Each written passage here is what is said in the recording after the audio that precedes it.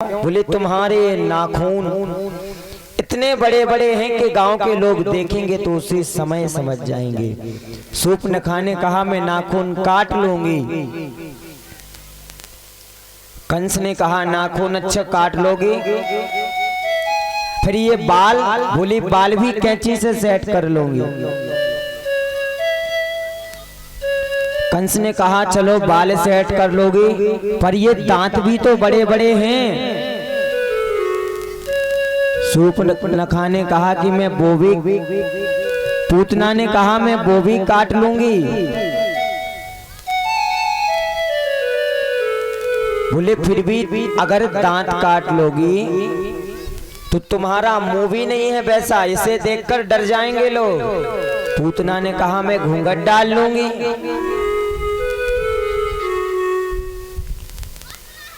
पर मैं जाऊंगी। कंस अब तैयार हो गया, पर कंस ने कहा तुम मारोगी कैसे?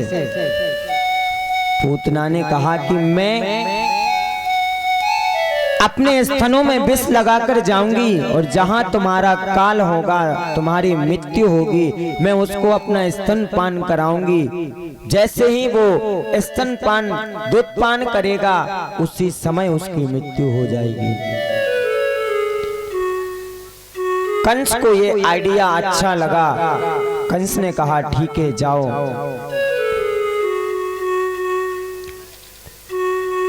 इधर पूतना तैयार हुई गोकुल में जाने को। गोकुल में बराबर उत्सव मन रहा है, बराबर उत्सव। 50-50 हजार भीड़ आ रही है और जा रही है, ऐसा उत्सव मन रहा है। अब उतने भीड़ में कौन पहचानेगा पूतना को?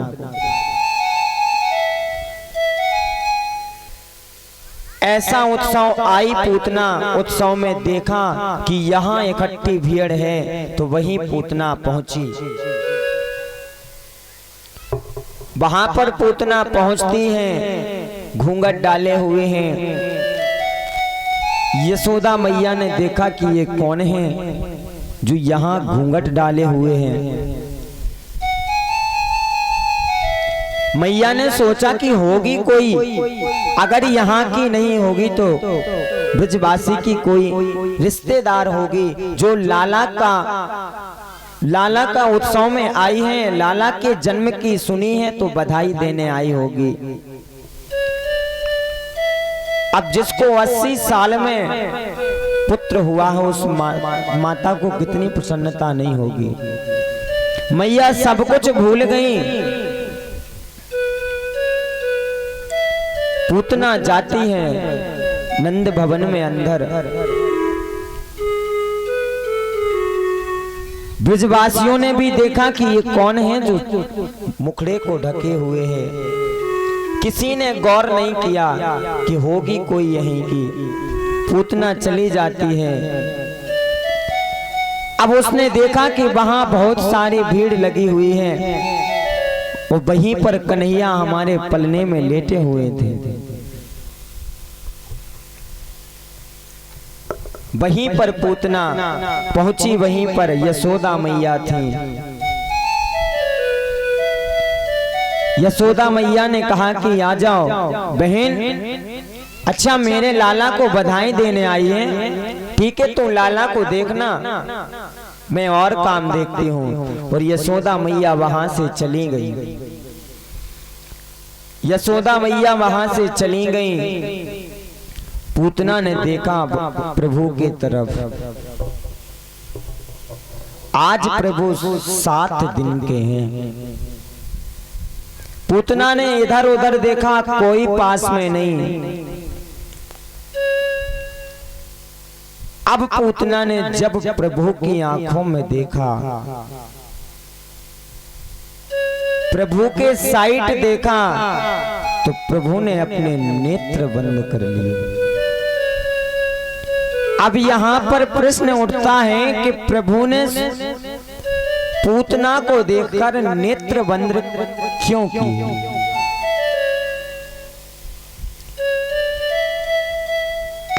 वो तो प्रभु को मारने आई थी, पर प्रभु ने नेत्रबंद क्यों किए? उसके कई कारण बताए हैं, पर कुछ कारणों को हम आप जानते हैं कि प्रभु ने नेत्रबंद क्यों किए थे। पहला कारण इसलिए नेत्रबंद किए थे प्रभु ने कि उन्होंने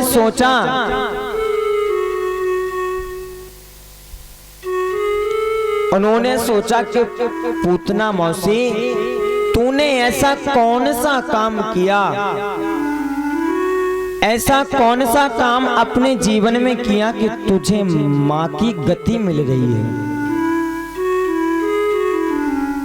अच्छा, जो दूध पान कराए वो माँ मौसी भी है और माँ भी। आज पूतना को कहा प्रभु ने कि पूतना मौसी, क्या तूने ऐसा किया कि तुझे माँ की गति मिल रही है।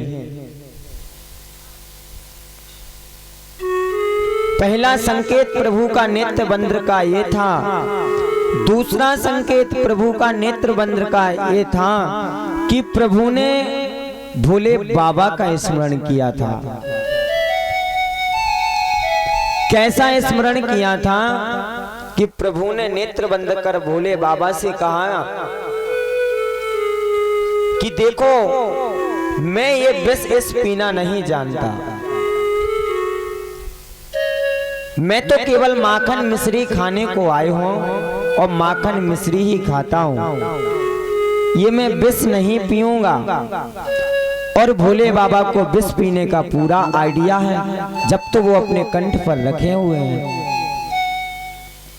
तो भोले बाबा से कहा था कि भोले बाबा, आप आकर मेरे कंठ में विराजमान हो तो दूध पान मैं करूंगा और विष पान आप करना। इसलिए प्रभु ने नेत्र बंद किए थे।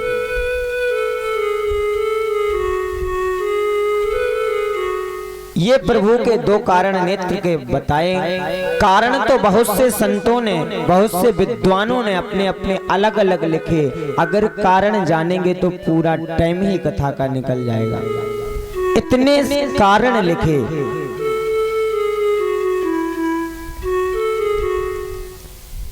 इधर जब पूतना ने देखा कि यही है और मुझे यही लगता कि भैया का काल यही है,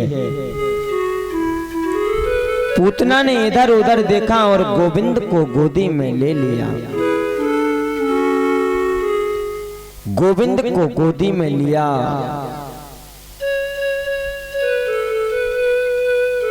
अगर प्रभु चाहते तो पूतना पलने में से भी नहीं उठा पाती, लेकिन पूतना का भी टाइम पूरा हो चुका था। पूतना ने गोदी में लिया और विष पान, दूध पान कराने लगी। जैसे ही प्रभु, उसने पूतना ने यह सोचा था कि कुल में 2 मिनट में ही इसकी मृत्यु हो जाएगी। अब उसने जैसे ही दूध पान कराया, 5 मिनट तक प्रभु दूध पान करते रहे। उसने देखा कि अभी तक मरा क्यों नहीं, अब तक इसे मर जाना चाहिए था। पिलाते पिलाते 15 मिनट हो गया, कुछ नहीं हुआ। प्रभु पहले तो विषपान दूध पान करते रहे, अब पूतना के प्राण पान करने लगे। अब जब प्राण पान करने लगे, सांसें रुकने लगी पूतना की। पूतना ने कहा, सच में ये कोई साधारण बालक नहीं है, ये साधारण बच्चा नहीं है। और पूतना ने कहा कि छोड़ो मुझे, छोड़ो। प्रभु उसके प्राणों को हरने लगे। पूतना ने कहा, छोड़ो मुझे, छोड़ो। प्रभु ने कहा, मौसी जी, एक तो मैं पकड़तो ना है, एक तो मैं पकड़तो ना है, और पकड़तो तो फिर छोड़तो ना है। अब अगर पकड़ो है तो बिल्कुल सो उद्धार ही कर कर माने वो।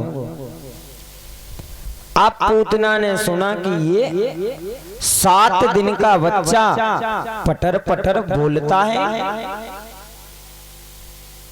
पूतना समझ गई कि ये सच में कोई बच्चा नहीं है।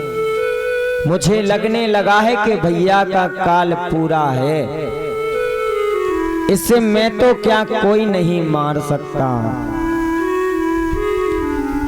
अब जब पूतना से नहीं रहा गया, विकराल रूप धारण कर लिया पूतना ने, और प्रभु ने उसके जब प्राण हरने लगे तो पूतना भागने लगी। इतनी बड़ी हो गई पूतना, भागने लगी और वहीं से धड़ाम से गिर पड़ी। 18 किलोमीटर की हो गई पूतना, तो जब गिरी तो सारे पेड़ पौधे चूर चूर हो गए। सारे ब्रजवासी दौड़ने लगे, अरे ये कौन है, ये कौन है, लाला को ले जा रहा है, कौन है। और कहते हैं हमारे संतों ने लिखा है कि पूतना 18 किलोमीटर की थी, तो उसका जो सिर था मुंड, वो मुंड सान में जाकर गिरा। हाथ हाथ रस में गिरे, कान कानपुर में गिरे, ऐसा संतों ने लिखा है, विद्वानों ने। इतनी बड़ी पूतना, सारे ब्रजवासियों ने देखा, दौड़ पड़े। मैया ने देखा कि लाला कहाँ है, देखा कि सीने पे लाला लेटा है, बिल्कुल जैसे पालने में लेटे थे वैसे कन्हैया लेटा है। मैया गई, मैया ने कन्हैया को उठाया, चूमने लगी मैया, लाला तो को कुछ भयो तो ना है।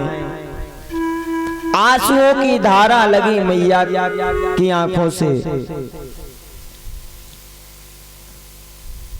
सारे ब्रजवासियों ने देखा कि आज ये क्या हो गया, ये सब हम लोगों की वजह से हुआ, हम लोगों ने लाला का ध्यान नहीं दिया।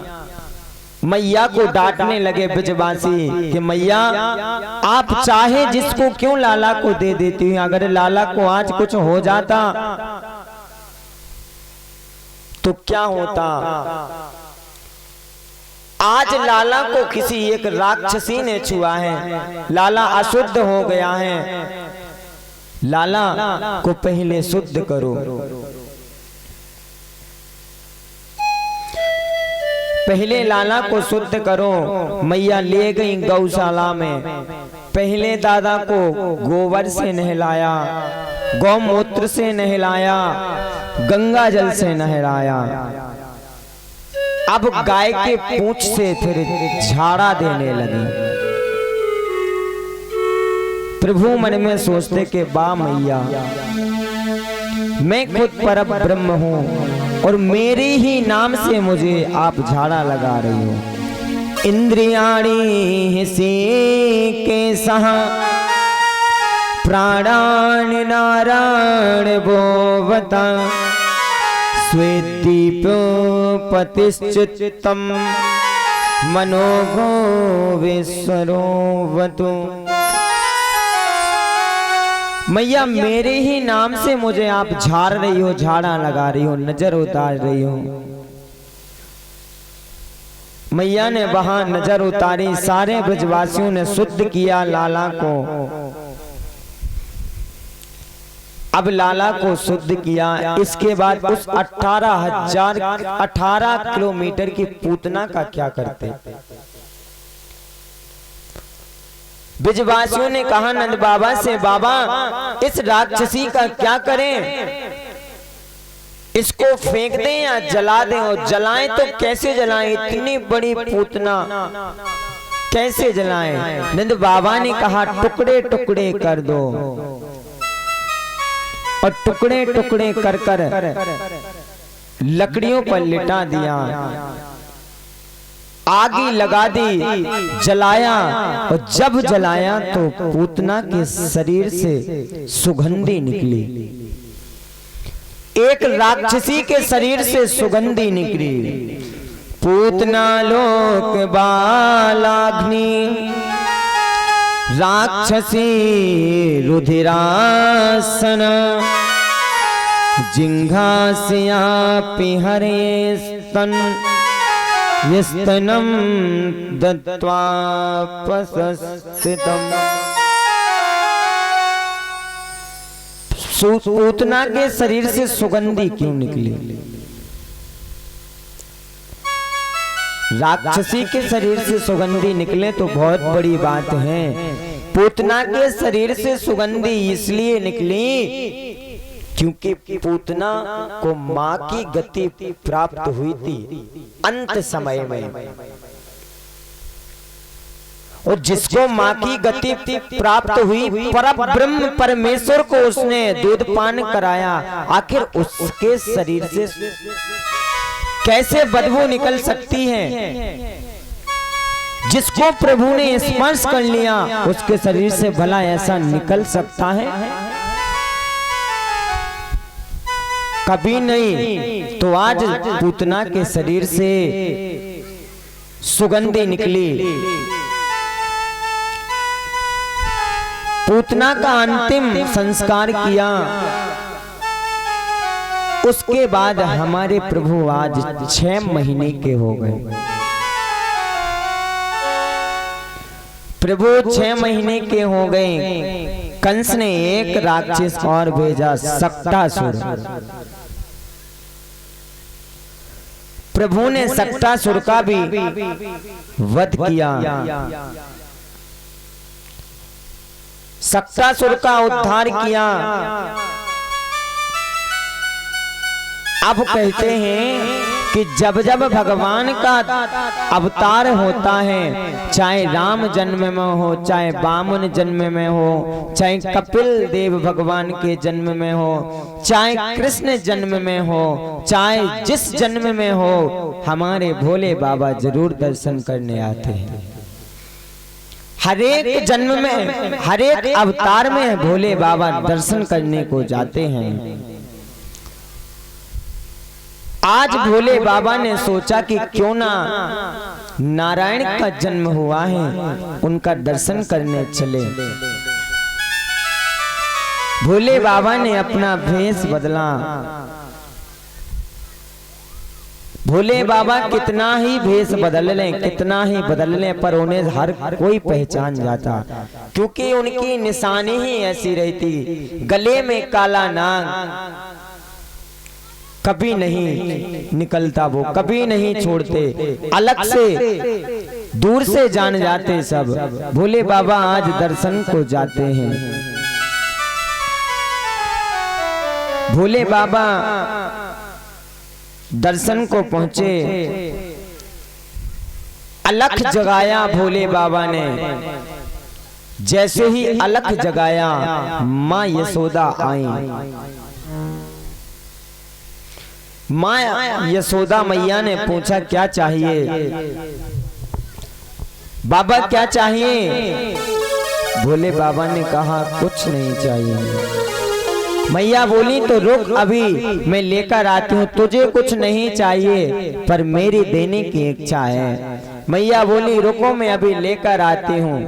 भोले बाबा ने कहा मुझे धन नहीं चाहिए, मुझे गाय नहीं चाहिए।